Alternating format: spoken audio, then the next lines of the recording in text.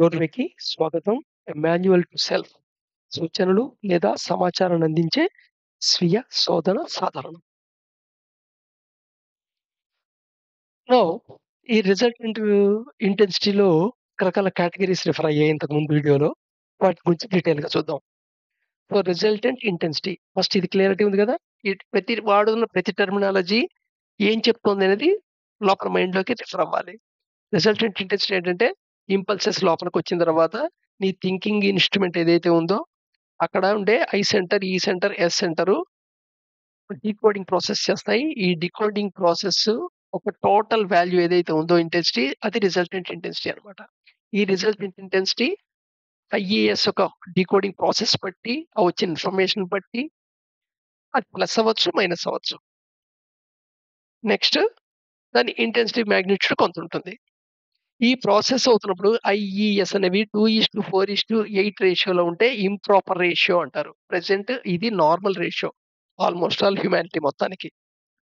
కానీ proper ratio ఏమిటయ్యా అంటే 5:2:2:2 అన్నమాట. జనరల్‌గా ఈ రేషియో రీచ్ అయిన వాళ్ళు ఆల్‌మోస్ట్ ఆల్ అన్‌ఇమాజినబుల్‌గా ఉంటారు. అలాంటి మనుషులుండే అవకాశం ఉందా అని ఫీలింగ్ ఉంటుంది. ఎంతగా ఫీలింగ్ ఉంటుందంటే ఒక అనుమానం క్రియేట్ అవుతుంది. డౌట్ కాదు ఇక్కడ. ఆ స్థితి వాడెలా పొందాడు? అదెలా నేను పొందాలి అనుకుంటే అది డౌటు. అక్కడ అనుమానం వస్తుంది. ఏమిటయ్యా అనుమానం అంటే వాడిది జీవిత చరిత్రలో ఏం తప్పులున్నాయి? ఏం తప్పులున్నాయి? చిట్టి కృష్ణమూర్తి. ఆ చిట్టి కృష్ణమూర్తి యొక్క జీవితంలో వాడేదో ఫారెన్‌కెళ్ళినప్పుడు ఒక అమ్మాయిని లవ్ చేసాడు. వాడు మనలాగానే లవ్ చేసాడు. సెక్స్ కావాలనుకున్నాడు అన్నట్టుగా ఆలోచిస్తామనమాట. లేదా చిట్టి కృష్ణమూర్తి ఎవరైతే విజ్ఞానం ఇచ్చారో వాడికి ఆ థియోసాఫికల్ సొసైటీ యొక్క మొత్తం వరల్డ్ మొత్తానికి ఒక లీడర్ పోస్ట్ ఇస్తుంటే దాన్ని త్యజించాడు. అది గొప్ప క్యారెక్టర్‌గా చూడం. ఎలా చూస్తామంటే ఎవరైతే తల్లి పాలు తాగి రొమ్మున గుద్దినట్టుగా చూస్తాంమాట. అంటే థియోసాఫికల్ సొసైటీకే వ్యతిరేకంగా పనిచేసాడు తర్వాత దాని నుండి బయటకొచ్చేసి అన్నట్టుగా ఉంటుంది. సో, ఇలాగా రమణ మహర్షి చిన్నప్పుడు డబ్బులెత్తుకొని పారిపోయాడు దొంగతనం జేసి. అరుణాచలం వెళ్ళటానికి డబ్బులెత్తుకుపోతాడులెండి. సో, మనం వీటిలికి వెతుక్కుంటాం. So, anyway that is our resultant processing IESM యొక్క సిట్యుయేషన్ అన్నమాట. అదే సెలెక్ట్ చేసుకోవటం మన వాసన అన్నమాట. అంతకంటే ఏం లేదు. సో, రైట్ ఈ రిజల్టెంట్ ఇంటెన్సిటీ ఐడియా వచ్చింది కదా! ఇప్పుడు ఈ రిజల్ట్ ఇంటెన్సిటీ పాజిటివ్ ఉండొచ్చు, నెగెటివ్ ఉండొచ్చు. ఎందుకంటే ఐ వాల్యూ రేంజ్ +2000 నుండి -2000 దాకా ఉంటుంది.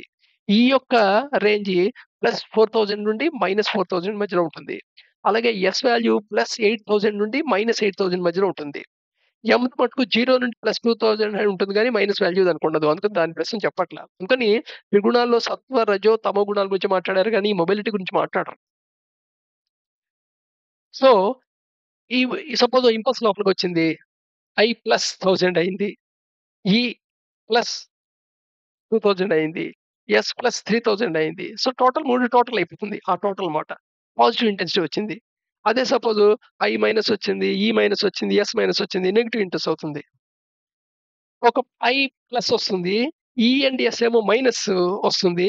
ఇక్కడ మాగ్నిట్యూడ్ ఇంపార్టెంట్. ఈ ప్లస్ ఎస్ విలువ ఐ కంటే అబోవ్ ఉన్నట్టయితే ఐ ప్లస్‌ను గూడా మైనస్ కింద మార్చి దాన్ని యాడ్ చేసుకుంటుంది. దీని గురించి వీడియోస్‌లో ఇంతకుముందు యానిమేషన్స్ చూసాం మనం. సో, ఓవరాల్‌గా రిజల్టెంట్ ఇంటెన్సిటీ ఇక్కడ ఓవరాల్ రిజల్ట్ ఇంటెన్సిటీ ఏం చెప్తున్నాం అంటే complete birth to death total ప్రాసెస్‌లో నీకున్న ఇంటెన్సిటీకి బర్త్ అయినప్పుడు ఎంత ఇంటెన్సిటీ పెట్టాడో దానికి ఎంత యాడ్ అయింది, ఎంత పోయింది, ఎంత యాడ్ అయింది, ఎంత పోయింది, ఎంత యాడ్ అయింది, ఎంత పోయింది చివరికి టోటల్‌గా నీ బ్యాలెన్స్ ఏముంది. జనరల్‌గా పెద్ద తేడా రాదు. ఫ్రాక్షన్ ఆఫ్ జెన్ యూనిట్ పెరగటమో, తగ్గటమో జరుగుతూ ఉంటుంది. నార్మల్‌లో ఎక్కువ పెరగటమే జరుగుతూ ఉంటుంది. బట్ అది నెగ్లిజిబుల్ పెరుగుదల ఉంటుంది. కొన్ని లక్షలకి +3 కలిపామనుకో, ఏం చెప్తాం కొన్ని లక్షలు +3 అనేదాన్ని పెద్ద పెరుగుదల కింద లెక్కేసుకోవు గదా! సో, లైక్ థట్ అలాగా. సో, అది ఎవల్యూషన్ డైరెక్షన్‌లోనే ఉండే ఛాన్స్ ఉంటుంది. సో, ఇక్కడ అది ఆ రిజల్టెంట్ ఇంటెన్సిటీ చాలా ఇంపార్టెంట్. రోల్ ప్లే చేస్తుంది. ఏది ఈ cycle of life and birth ఇన్‌కార్నేషన్‌లో. At the same time resultant intensity positive ఉందా లేదా? అది ప్రాపర్ ప్రపోర్షన్‌లో ఉందా లేదా? అనేది ఎవల్యూషన్‌కి సంబంధించింది. సో, ఇప్పుడు పాజిటివ్ ఇంటెన్స్‌లో ఉండే నెక్స్ట్ ఛాన్సెస్ చూద్దాం. సో, పాజిటివ్ ఇంటెన్స్ ఉండొచ్చు. అది ప్రాపర్ రేషియోలో ఫార్మ్ అయ్యుండొచ్చు. లేదా పాజిటివ్ ఇంటెన్సే ఉండొచ్చు. రిజల్ట్ ఇంటెన్సిటీ ఇంప్రాపర్ రేషియోలో ఉండొచ్చు. అలాగే నెగెటివ్ ఇంటెన్సిటీ ఉండొచ్చు. రిజల్టెంట్ ఇంటెన్సిటీ అది ప్రాపర్ రేషియో ఉండొచ్చు, ఇంప్రాపర్ రేషియో ఉండొచ్చు. సో, 4 కాంబినేషన్స్ కనపడుతున్నాయన్నమాట మనకి. ఇది మనం చివరి నుండి వద్దాం. సో, నెగెటివ్ ఇంటెన్సిటీ ఇంప్రాపర్ రేషియోలో ఉందనుకోండి, ఇక్కడ అసలు సిగ్నిఫికెంట్ అక్యుములేషన్ ఏం జరిగినట్టు లెక్క కాదు. అంటే ఎవల్యూషన్‌లో అసలు స్టెప్ ముందుకు వేయలేదని అర్థం. ఇంకా చెప్తేనే రెట్రోలా కనబడుతుంది ఇది. బట్ 99% ఈ రేంజ్‌లోనే ఉంటారు. ఈ రేంజ్‌లో మనం దాని యొక్క మాగ్నిట్యూడ్ బట్టి, రిజల్ట్ ఇంటెన్సిటీ మాగ్నిట్యూడ్ బట్టి నార్మల్ అండ్ యాల్వినిస్టిక్‌గా మనం క్లాసిఫై చేసుకుంటుంటాం. వీడు క్రూరమైన వాడు, వీడు నార్మల్ మనిషి అని. సో, ఇక్కడ నార్మల్ అనేది జనరల్‌గా ఏమిటది డిస్ట్రిబ్యూషన్ స్టాటిస్టికల్ డిస్ట్రిబ్యూషన్‌గా చెప్పేస్తావు నువ్వు.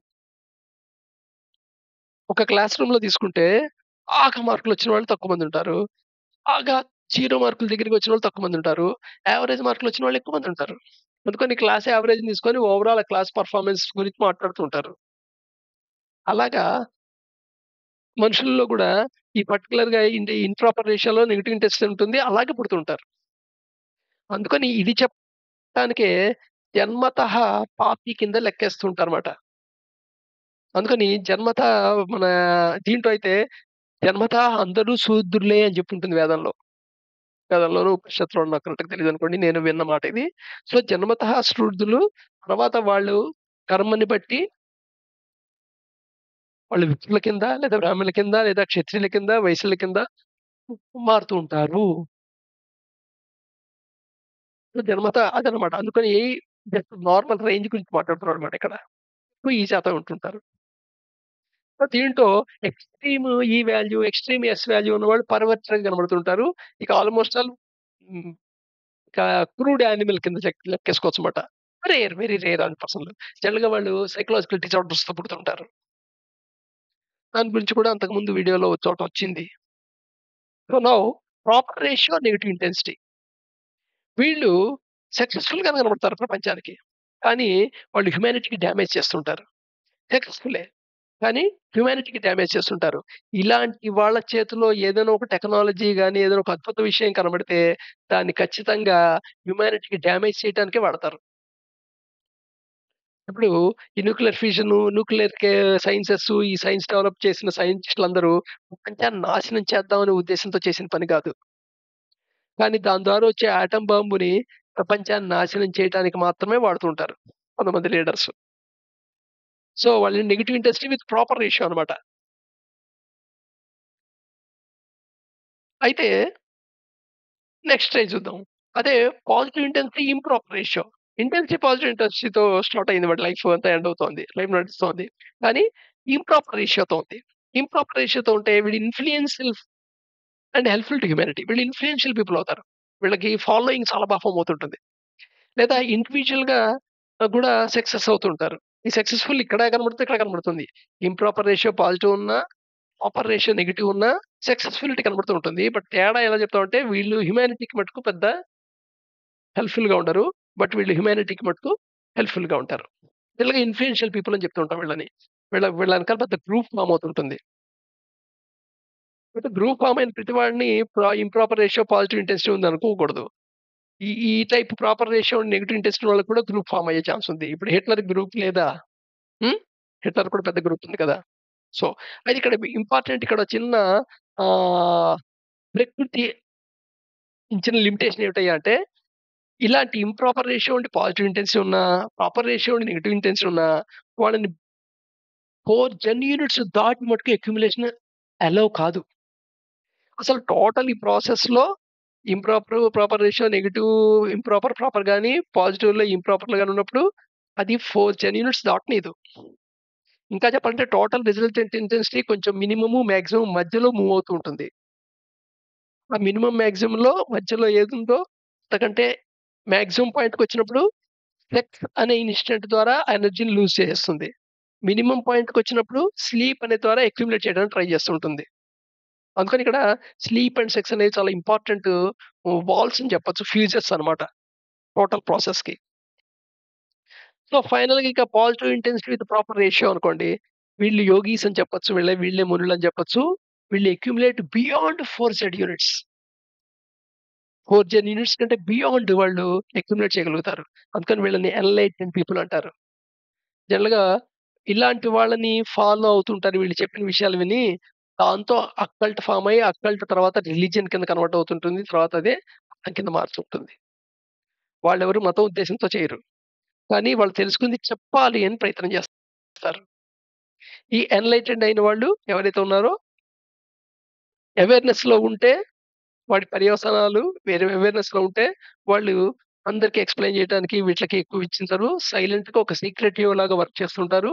4 జెన్ యూనిట్స్ ఇంకా డెవలప్ చేసుకొని వారి యాస్ట్రల్ బాడీతో వాళ్ళ యొక్క కాషల్ బాడీతో ఏ ప్రాక్టీసెస్ చేయాలో ఆ ప్రాక్టీస్ అన్ని చేస్తారు. అన్ని స్టేజెస్ దాటి they are liberated from existence. Existence నుండి లిబరేట్ అయ్యి బయటికెళ్ళిపోతారు. వాళ్ళు successful winners of this existence game. ఈ ఎగ్జిస్టెన్స్ గేమ్‌లో వాళ్ళు సక్సెస్‌ఫుల్ విన్నర్స్ మాట. ఇప్పుడు మీరు సక్సెస్‌ఫుల్ విన్నర్స్ అవుతారా? లేదా ఈ వైకుంఠపాడులో నిచ్చెనలెక్కుతూ, పాములు దిగుతూ, నిచ్చెనలెక్కుతూ, పాములు దిగుతూ వైకుంఠపాడులో అలాగా స్టక్ అయి ఉంటారా? That is your choice.